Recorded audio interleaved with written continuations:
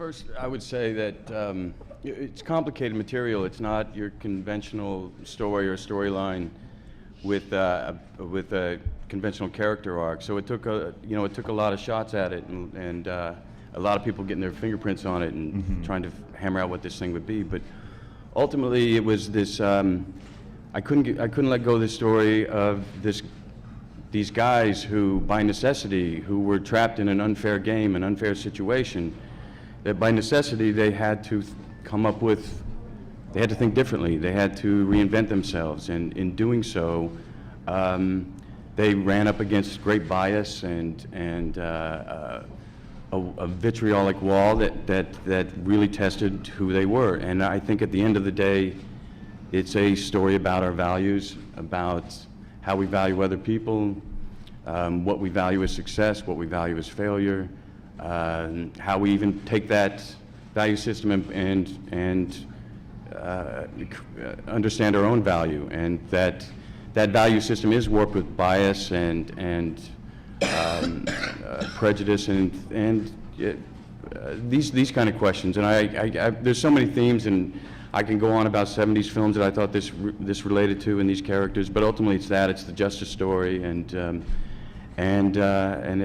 it took Bennett Miller, I think, to crack this unconventional story. What's your favorite sports film of all time? And secondly, do you think the Moneyball strategy can be, should be, has been applied to the Hollywood star system? Well, not if they hired me, but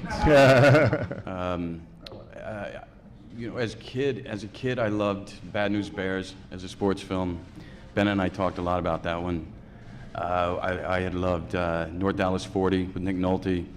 I think it was the first R-rated movie I snuck into, so it has a special place in my heart. But you know, sports films traditionally work on some level of this idea of winning, overcoming adversity. I don't know, it's something in our DNA. It's why we love our sports heroes and our sports teams. Mine lost last night. I was very disappointed to the Green Bay Packers, but so be it. But even the loss itself, you can take personally. You can take on personally. So it's a very interesting genre as far as for film. The system, I believe Moneyball first came to Sony in the guise of a convention. Billy Beane was speaking, a kind of speaking engagement, and I think that's where they first got hip to it. And Rachel had bought the book, and there's been many others who, along the way, who have tried to, I think, deploy the system into Hollywood. But as I say, I don't know how successful they're doing. Do you want to pass that around? Yeah. Yes.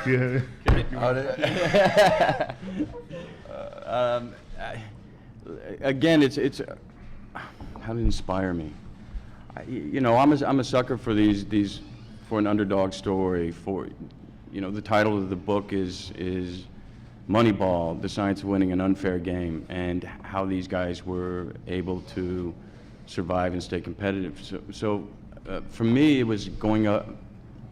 You know, it was questioning the things that we accept every day, that these guys were, because we've been doing something the same way for so long, does that mean it's right for today?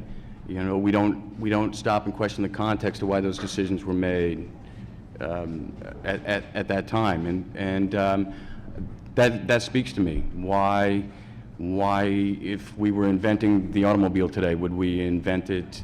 Would it run on a finite resource that we have to go to war for and export, you know, billions of dollars of our GDP to?